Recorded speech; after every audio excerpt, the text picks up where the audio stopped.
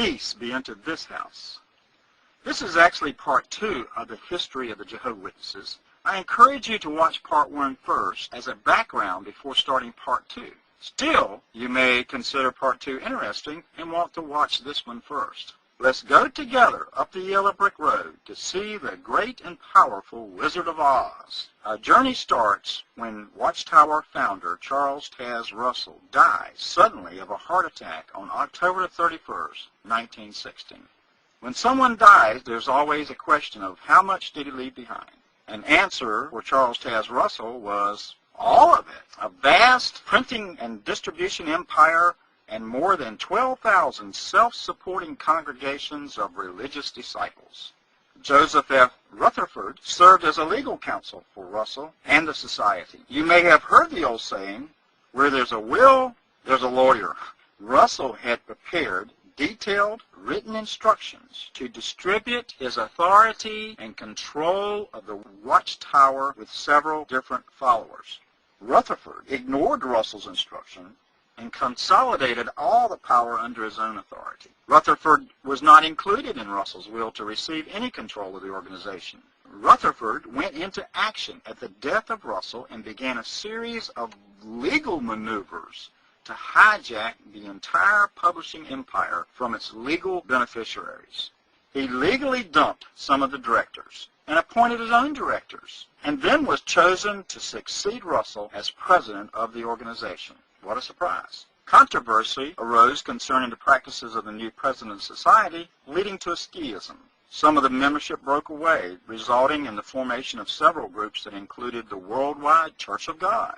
Rutherford consolidated his power in the local congregations by sending service directors to each congregation to handle the literature shipped from Brooklyn. He began to increase their authority and decrease the authority of the local elected elders. He aimed to set up an organization ruled from the top, a theocratic organization, with him being God's mouthpiece, the all-powerful Wizard of Oz.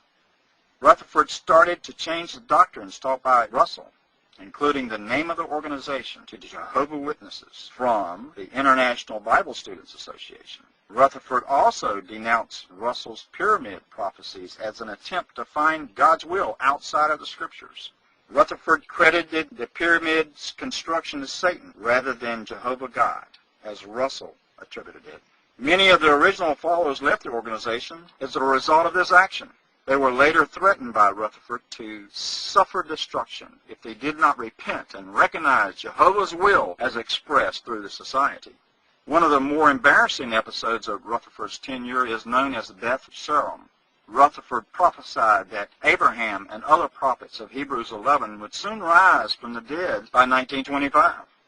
Beginning in 1920, Rutherford declared, "As we have therefore stated, the great Jubilee cycle is due to begin in 1925. At the time the earthly phase of the kingdom shall be recognized." How will it be recognized?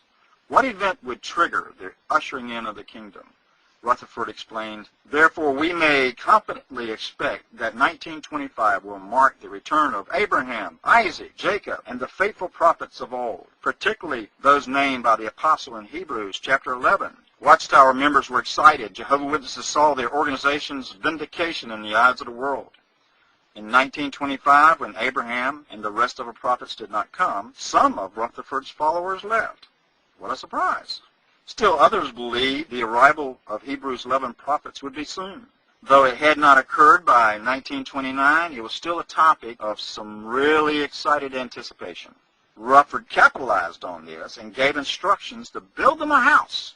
In the year 1929, in San Diego, California, the followers of Rutherford's built a mansion villa with privately donated funds, Beth Sherem, for the resurrected prophets, Abraham, Isaac, and Jacob. However, since the house was empty, Rutherford moved in and spent his winters in California away from the harsh New York winters.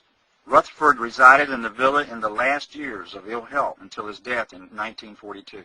Rutherford had turned the printing empire into a theocratic kingdom, of which he was the king. Rutherford was an excellent speaker with a booming voice, tall and solidly built, and had a legal education. The great and powerful Wizard of Oz was charming and nice, when he wanted to be, and a tyrant with a booming voice who abused authority also when he wanted. As God's mouthpiece, any dissension among the ranks was met with disfellowship and a threat of damnation.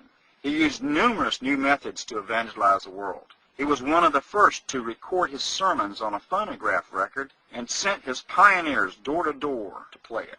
Rutherford gained thousands of draft dodgers into his kingdom with the church doctrines of being pacifists and conscientious objectors during World War I.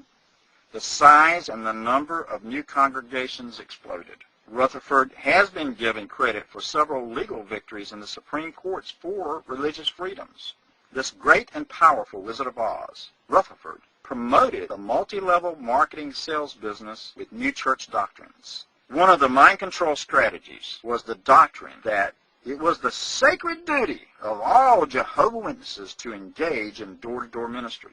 And there were other doctrines that equal to salvation by works for the Watchtower Inc. It was usually more difficult for the pioneer to sell Watchtower publications door-to-door than to purchase them themselves and give them away door-to-door. The pressure to continually distribute the literature was enormous. Rutherford was a mind control wizard, and his efforts were numerous. First, flatter the Tin Man with a message of, you are the ones chosen by God to bring the world, the end of the world message. To the fearful lion, he would point out, if you are faithful to God and work, you will be spared from eternal destruction. Also, God has chosen Rutherford to publish the message. Any message contrary to Rutherford's message is from Satan. Challenge the message, and you will fall into the hands of an angry God. Rutherford hijacked Russell's multi-level marketing publishing empire and molded it into a theocracy, with the Watchtower president as God's new mouthpiece. Cults like this one cannot exist against the will of its members. Rutherford's effort was to have his membership police their own thoughts. Every book and every issue of the Watchtower preached God's wrath against the governments and the people of the world. Jehovah's Witnesses have a pattern of organizational growth. It was circus man Barnum that said, you can fool some of the people all at a time. Rutherford, like Russell, would prophesy the destruction of the world or something else crazy on a certain date. The date came and went, and Rutherford, like Russell, was proven to be a false prophet. Many followers would fall away, but the number that stayed would grow every year. It is extremely difficult for a person that has been willingly indoctrinated into a religious group to overcome the mind control. That person is convinced that he has been chosen by God to spread the message. Failure to spread the message will bring rejection by God and some other horrible destruction. The cult group is the only true church, and its leaders are speaking for God himself. Oppose the cult group, you oppose God. Members of the cult group that challenge the leaders must be ostracized. Mothers ostracize their children, children ostracize their parents because someone in the family does not agree with the cult. Let's continue up the yellow brick road in part 3. We will consider the actual doctrines, prophecies, and tactics of the mind control Wizard of Oz, starting with the invisible return of Jesus in 1871 to the death of Rutherford at the beginning of World War II. During the same years that Hitler was seizing power in Germany and Stalin in Russia, Rutherford was using similar mind control tactics, but without the violence. See you in part 3.